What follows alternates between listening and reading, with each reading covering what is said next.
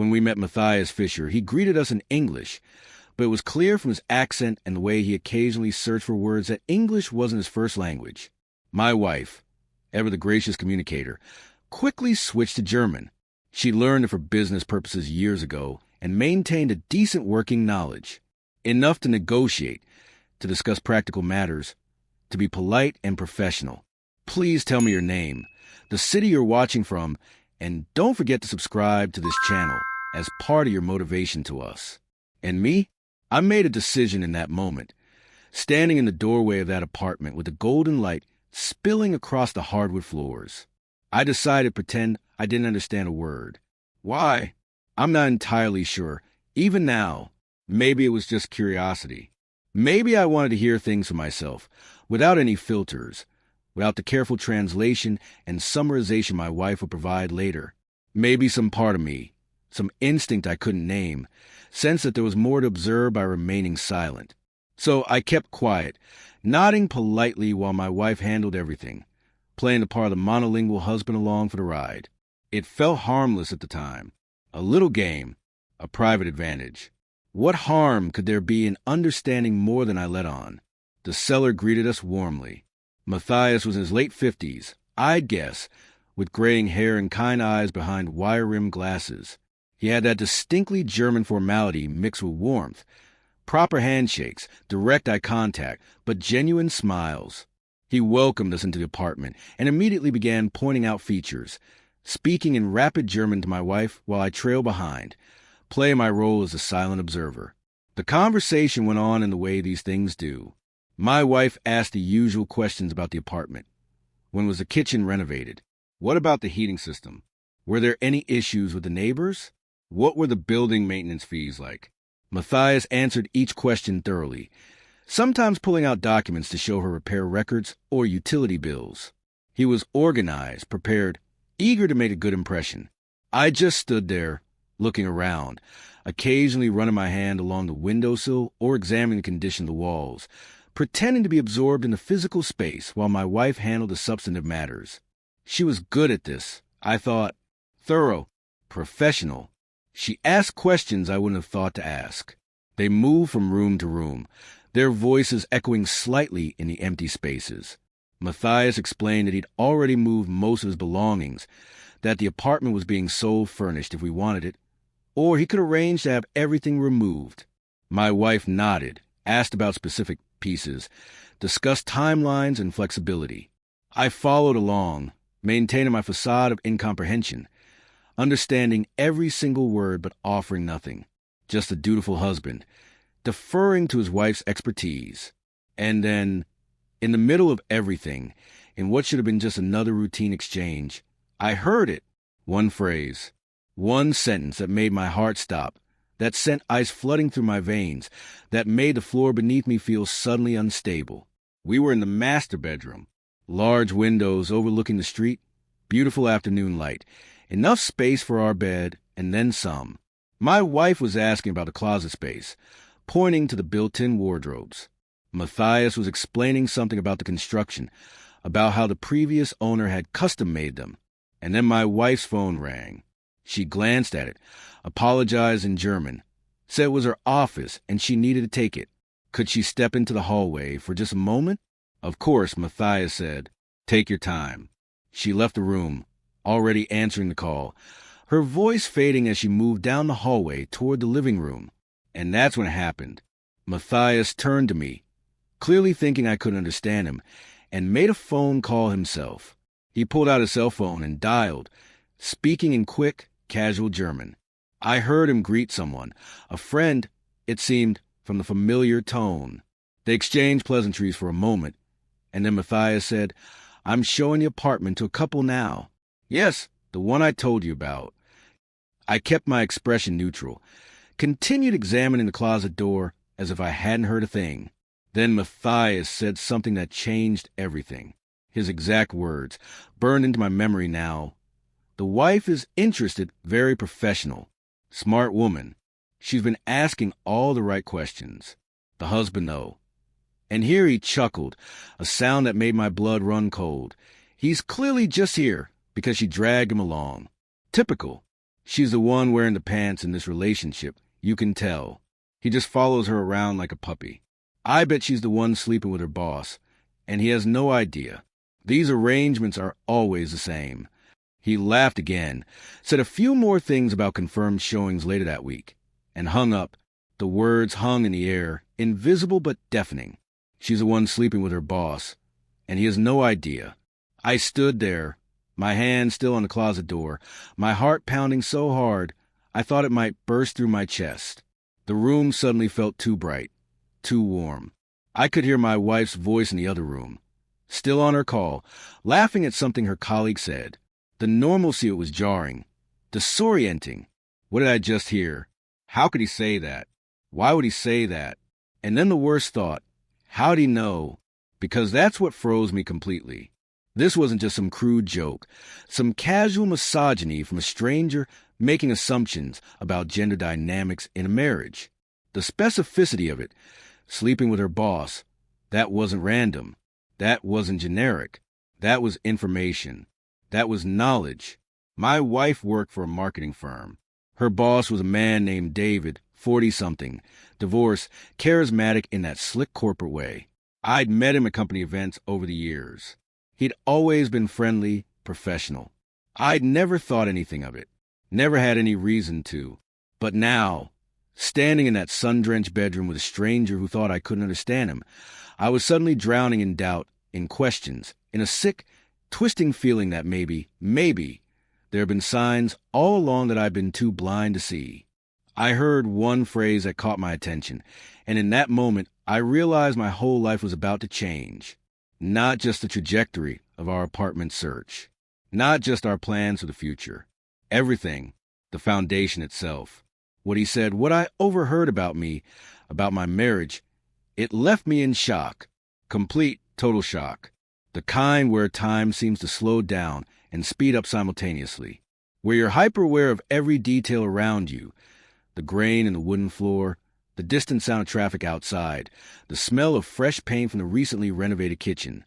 But also completely detached from your body, like you're watching yourself from somewhere outside, somewhere safe and removed from the pain that's beginning to seep in. It wasn't just about the apartment anymore. It was bigger than that. So much bigger. Something was happening beneath the surface. Something I'd never expected, never imagined, never prepared for. A secret life, perhaps. A betrayal. A truth that had been hidden from me, carefully concealed beneath the routine of our daily existence. Or was this real? Or was I jumping to conclusions based on the cruel speculation of a stranger? But then, how did he know to make that specific accusation? Why David? Why her boss? My mind raced through memories, searching for evidence, for confirmation or refutation. Late nights at the office. Business trips. The company retreat 6 months ago where she'd been gone for 4 days. Had there been signs? Had I been too trusting, too comfortable, too certain of our foundation to notice the cracks forming? Matthias had ended his call and was looking at me now, smiling pleasantly, gesturing toward the window to point out the view. I forced myself to smile back, to nod, to play my part. But inside I was crumbling. I couldn't believe it. I sat there. Well, stood there, actually, but I felt like sitting, like collapsing, like my legs might give out at any moment. My mind was racing, trying to process the words I'd heard, trying to make sense of them, trying to decide what they meant. What did I just hear? How could this be? Why was I hearing this now of all times? We were supposed to be starting a new chapter. We were supposed to be happy. We were supposed to be solid, secure, beyond the kind of problems that destroyed other marriages. We were the couple who'd made it work, who'd survived the difficult years, who'd come out stronger.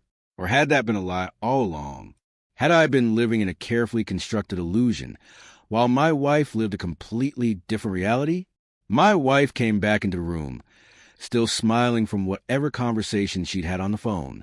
She looked at me, caught my eye, and for a split second, I thought she could see right through me, could see that I was barely holding it together.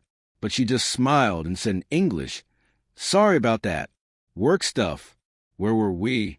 Matthias smoothly picked up where they'd left off, continuing his tour in German, showing her the bathroom, explaining about the water pressure and the heating system.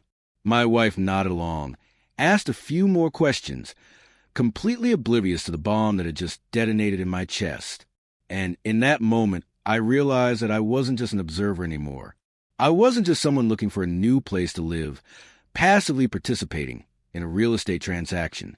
I was about to confront something I wasn't ready for. Something that would require me to make choices, to take action, to potentially blow up everything we'd built together. Should I confront her right now? Should I say something immediately, demand an explanation, while we were still in this apartment with this stranger? Should I wait until we got home, until we had privacy, until I'd had time to think? Or should I investigate first? Gather evidence?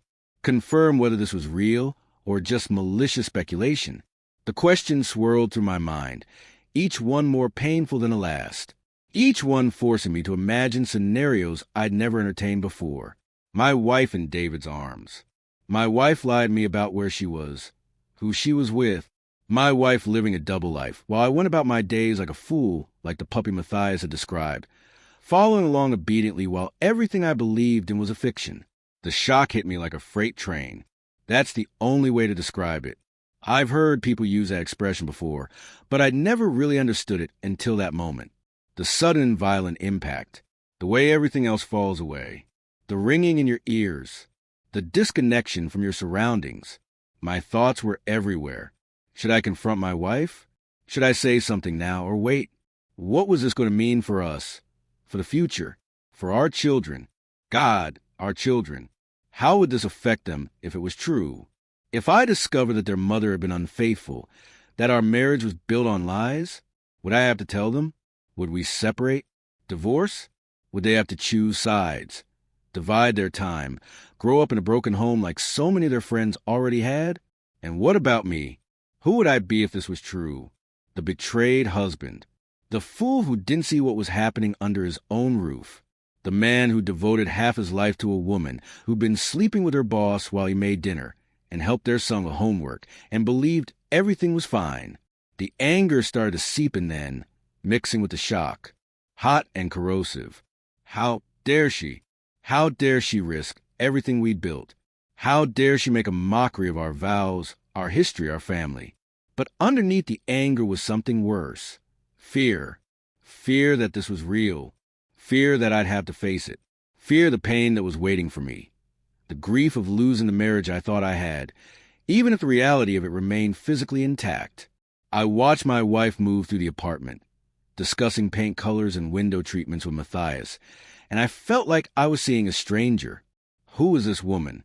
Did I actually know her at all? Had I ever known her, or had I just been in love with an idea, a projection of who I wanted her to be? The tour continued. We saw the second bedroom, the third bedroom, the second bathroom. Matthias pointed out the original tile work in the hallway, the quality of the plasterwork, the efficiency of the radiators. My wife took photos on her phone, made notes, asked about the process for making an offer. And I stood there mute, playing my role as a husband who didn't understand, while inside I was screaming. I knew, deep down, that I couldn't let this go. I had to face the truth, no matter how much it hurt. But the question was, what was the truth? What was I supposed to do with what I had just learned? Was I supposed to trust the word of a stranger? A man who made a crude assumption based on 10 minutes of observation? Who would reduce my marriage to a stereotype, a joke to share with a friend on the phone? Or was I supposed to trust my wife? The woman I'd known for 22 years. The woman who'd stood beside me through everything. The mother of my children. The person I'd chosen and kept choosing day after day, year after year. But then, how had he known? How had he known to specifically mention her boss? That's what I couldn't get past. The specificity of it. If he just made a generic comment about infidelity, about modern marriages, about gender roles, I could have dismissed it. But he hadn't. He'd said sleeping with her boss, and that precision haunted me. Did they know each other? Had my wife confided in Matthias somehow? Were they friends? Or connected through some social circle I wasn't aware of? I tried to remember if she'd ever mentioned him before, but I couldn't recall. We'd found this listing online, through a standard real estate platform. There was no obvious connection. Unless there was. unless this whole apartment viewing was part of something I didn't understand. But that seemed paranoid, conspiracy theory thinking. More likely, it was just a coincidence. A cruel, horrible coincidence where a stranger had made an accurate guess that pierced right through to my deepest fears. Or maybe not a guess at all. Maybe he'd seen something I'd missed. Some dynamic between me and my wife that was obvious to an outsider. Some imbalance. Some pattern that telegraphed the truth to anyone paying attention. I thought about David again. Try to remember every interaction I'd had with him. He'd always been friendly to me, hadn't he? Maybe too friendly. Was that guilt? Or was I reading things into the past that hadn't been there? Recoloring memories with a stain of suspicion? There was that company party last year. I'd seen them talking in the corner, laughing together. At the time, I thought nothing of it. They worked together. Of course they'd talk at a work event. But now, replaying in my mind, I wondered, had they been standing too close? Had the laughter been too intimate? Had there been a moment when their hands touched, a glance that lasted a second too long? Stop it, I told myself. You're driving yourself crazy. You don't know anything for certain. But that was the problem, wasn't it? I didn't know, and the not knowing was already eating me alive. It wasn't just about the apartment anymore. That had become completely irrelevant. I didn't care about the high ceilings or the modern kitchen or the closet space. I didn't care about the neighborhood or the schools or the park 2 blocks away. All of that belonged to a different life, a life I'd been living an hour ago when I still believed in the simple, solid reality of my marriage. It was about everything. Everything we'd built together. Everything I believed in. Everything I'd based my life on. 22 years. 2 children. Countless memories. Holidays and birthdays. And ordinary Tuesdays. The time she held my hand through my father's funeral. The time I stayed up all night with her when she was terrified about the biopsy results. The inside jokes. The shared dreams. The plans for retirement. The way she took her coffee. The sound of her laugh. The feel of her hand in mine. Was all of that real? Or was it a performance? A convenient arrangement that allowed her to pursue whatever she wanted on the side while maintaining the appearance of stable family life? And everything that was falling apart in front of me, I could feel it. The foundations cracking. The structure becoming unstable.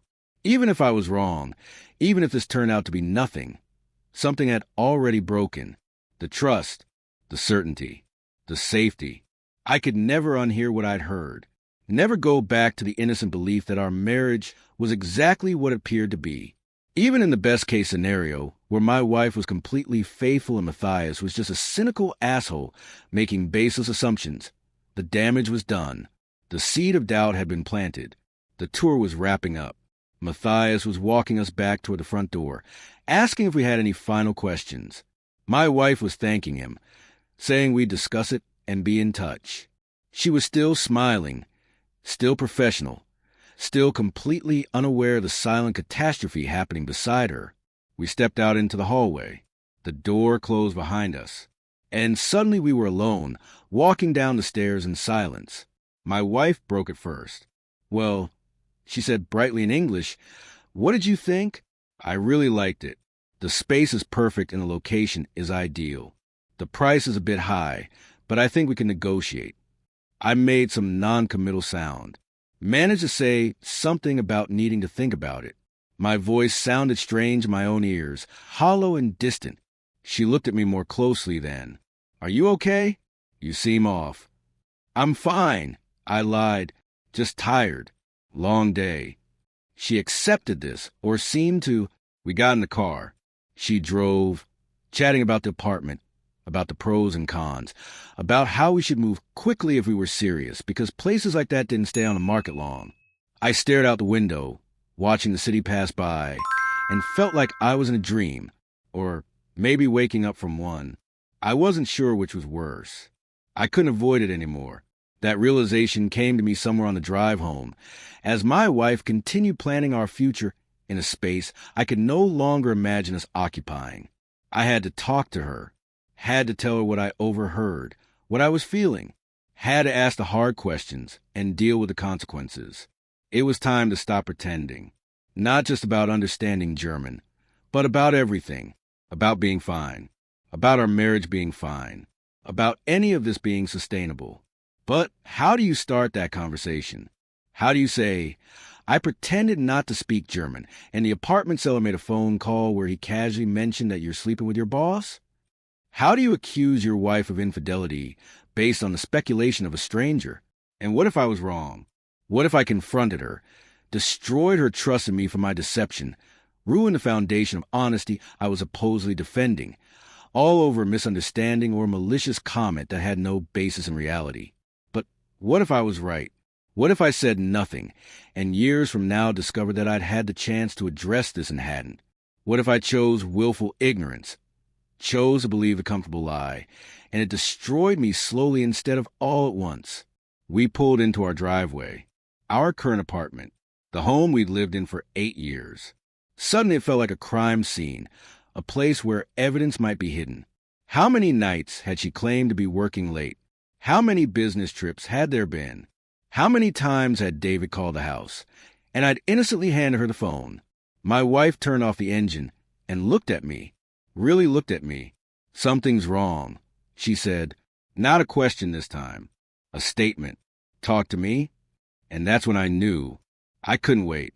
Couldn't strategize. Couldn't gather evidence or plan my approach. The truth was demanding to be spoken, right now, in this car, in this moment. I need to ask you something, I said. My voice was shaking. And I need you to be completely honest with me. Her expression changed. The lightness drained from her face, replaced by concern, maybe fear. Okay, she said slowly. You're scaring me. What is it? Are you having an affair? The words hung between us in the confined space of the car. Heavy, irreversible. Her eyes went wide. What? What are you talking about? With David, I continued. Your boss. Are you sleeping with him? What? No. Of course not. Why would you? Where's this coming from? I took a breath. I understood everything that man said today. Matthias. I speak German. Fluently. I have for years. She stared at me, processing this. You what? I learned it in university. In Berlin. I told you about that. But I don't think you realize how well I spoke it. And today, when you stepped out to take that call, he made a phone call too. And he said, I couldn't finish. Couldn't repeat the words. He said what? Her voice was harder now. Defensive. He said you were sleeping with your boss, and I had no idea. Silence. Long, terrible silence. Then she laughed. Actually laughed. Not a happy sound, but something bitter and sharp. And you believed him? A stranger? You believed some random person over me. Over 22 years of marriage. I didn't say I believed him. I'm asking you. I'm giving you a chance to explain. Explain what? That I'm not having an affair? That I've never been unfaithful to you? That the idea is absurd? Her voice was rising. Why would I need to explain that? Why would you even question it? Because he was specific. He said your boss, not just anyone. How would he know that? How would he know to say that specifically? She was quiet for a moment, and I could see her thinking, processing. Then her expression changed again. Went from angry to something else. Something I couldn't quite read. Oh my God, she said softly. Oh my God, he knows. Knows what? Matthias Fischer. I know who he is. Or I know of him. He's friends with David's ex-wife. The world tilted. What? David's ex-wife, Rebecca. She's German. She moved back to Hamburg last year after their divorce. I met her a few times at company events when they were still married. I remember her mentioning a friend named Matthias, who was also moving back to Hamburg. I tried to absorb this. So he knows David, knows about the divorce, and apparently knows I work for David, because Rebecca would have known that. She was putting pieces together as she spoke, and he assumed, or Rebecca assumed and told him, that David and I were having an affair, because that's what the ex-wife thinks. That's what David told me she accused him of during the divorce. Even though it wasn't true. How do I know it's not true? She turned to look at me directly. You don't. You just have to trust me. The same way I have to trust that you're telling me the truth about anything. That's what marriage is. But Rebecca started rumors at the company, claimed David left her for someone else, implied it was someone at work. It wasn't true. He left her because they'd been unhappy for years, because they wanted different things, because sometimes marriages just end. But she couldn't accept that, so she created a narrative where he was a villain and she was a victim. I wanted to believe her. God, I wanted to believe her. But doubt, once planted, is hard to uproot. Have you ever... I couldn't finish the question. Been unfaithful to you? No, never. Not even close. She reached for my hand. Have you been lying to me about speaking German this whole time? No. I just never mentioned how fluent I was. It never came up. But you pretended today. You deliberately deceived me. The irony wasn't lost on me. I know. I'm sorry. I just wanted to hear what he really thought, without the filter. And what you heard made you immediately assume I was cheating on you. Can you blame me? After what he said? Yes. She pulled her hand back. Yes, I can blame you. Because you should know me well enough to know I would never do that. Because you should trust me enough to dismiss some stranger's speculation. Because you should have asked me immediately instead of sitting there torturing yourself with worst-case scenarios. She was right. Of course she was right. But I was right too, wasn't I? Or partially right. I'd been deceived, just not by her. But that conversation, that's where things got complicated. That's where the simple narrative I constructed, faithful husband, possibly unfaithful wife, moment of revelation, fell apart into something more nuanced, more painful, more real. It wasn't just about the apartment. It wasn't just about the accusation. It was about trust and how fragile it is. How easily it can be shaken. How once you start doubting, the doubts multiply, infecting everything. We sat in that car for another hour, talking, arguing, crying, both of us. She told me about Rebecca's accusations, about the difficult months at work when the rumors had circulated, about how she tried to maintain professionalism while dealing with whispered speculation, about how David had considered firing her just to stop the gossip, even though she'd done nothing wrong, and how that had made her feel disposable, unfairly punished for someone else's false narrative.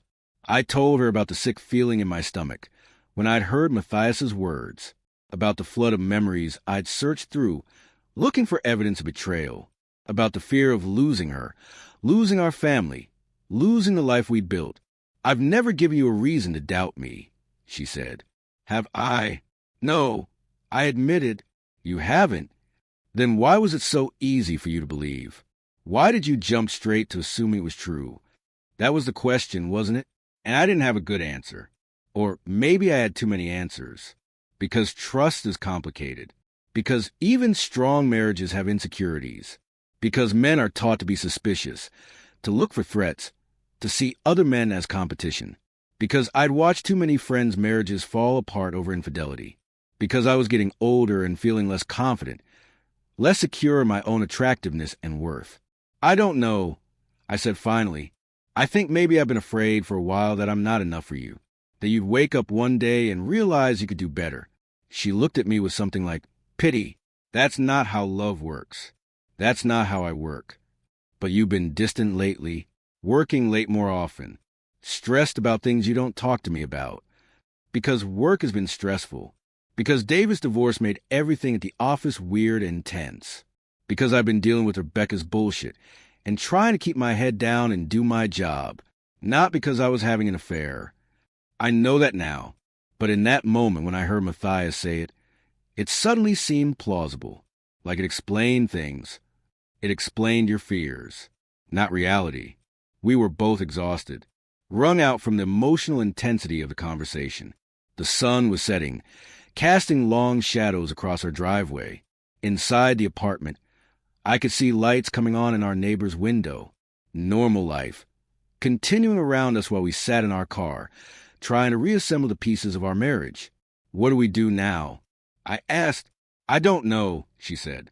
I've never been in this situation before. My husband just accused me of cheating based on something a stranger said, while simultaneously admitting he's been deceiving me about his language skills. I wasn't deceiving you. I just didn't correct his assumption. That's literally the definition of deception. She was right again. I seem to be wrong about everything today. Are we okay? I asked. I don't know, she said honestly. I'm hurt. I'm angry. I feel like you didn't trust me, and that hurts more than I can express. But I also understand that you were scared, and that fear makes people react in ways they normally wouldn't. I'm sorry. I'm so sorry.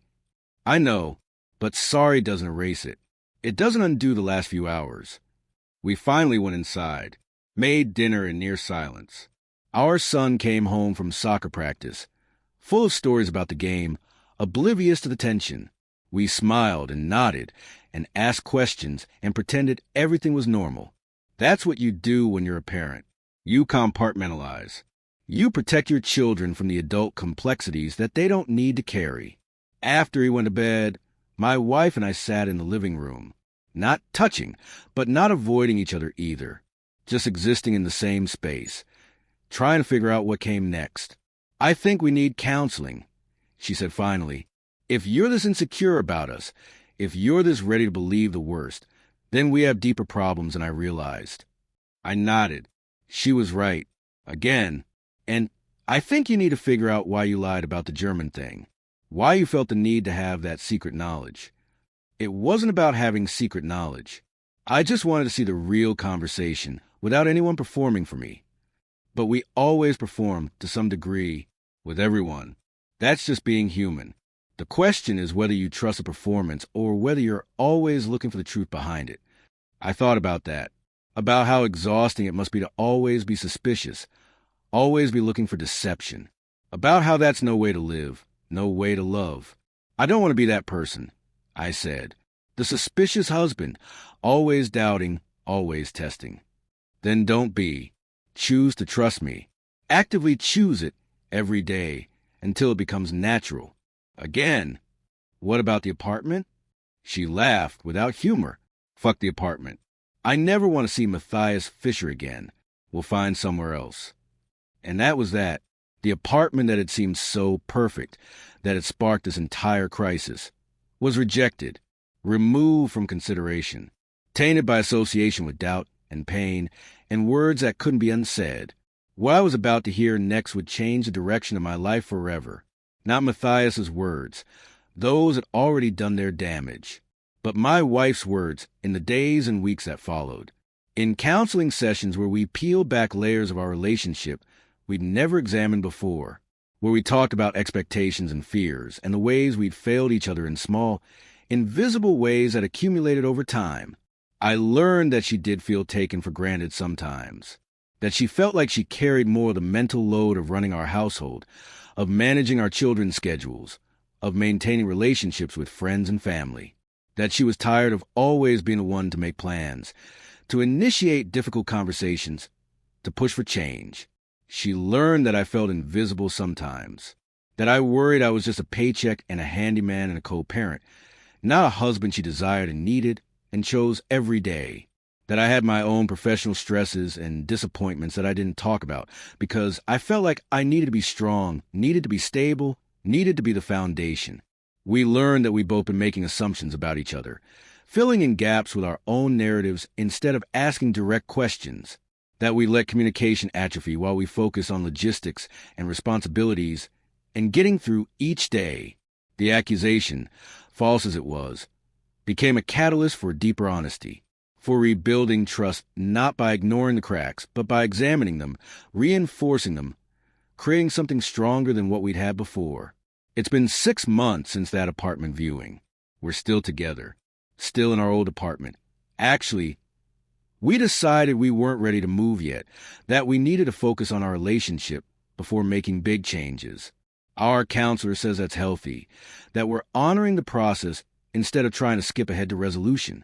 I still think about that day sometimes, about the moment I heard those words and felt my world collapse, about how close I came to destroying everything, because I believed the worst instead of trusting the best, about how a stranger's casual cruelty nearly became a self-fulfilling prophecy. But I also think about what came after, about the hard conversations and the tears and the gradual rebuilding of trust. about how my wife chose to stay, to fight for us, even though she had every right to be angry, about how I chose to be vulnerable, to admit my insecurities, to work on becoming the husband she deserves. We're not perfect. We still have hard days, still have moments of doubt and frustration and miscommunication, but we're honest now in ways we weren't before. We ask questions instead of making assumptions. We choose trust actively, deliberately, knowing how easily it can be lost. And I'll tell you this, I will never pretend not to speak a language again, because that choice, that small deception, nearly cost me everything. Because trust has to flow both ways.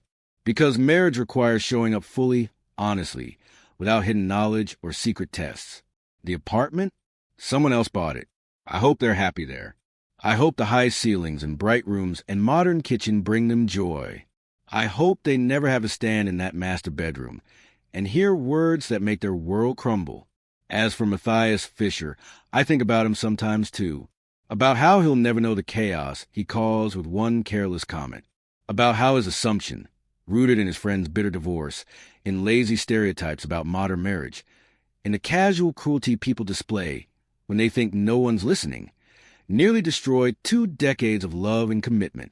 But mostly I think about my wife, about the grace she showed me when she had every right to rage, about the strength it took to not only forgive but to work actively toward healing, about the courage it requires to stay when leaving would be easier, to fight when surrendering would be simpler.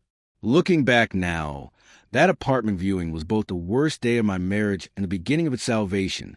Strange how that works, isn't it? How crisis can become catalyst. How the moment everything falls apart can also be the moment you discover what you're really made of. We'll find a new place eventually, when we're ready, when we build something strong enough to carry into a new space, a fresh start.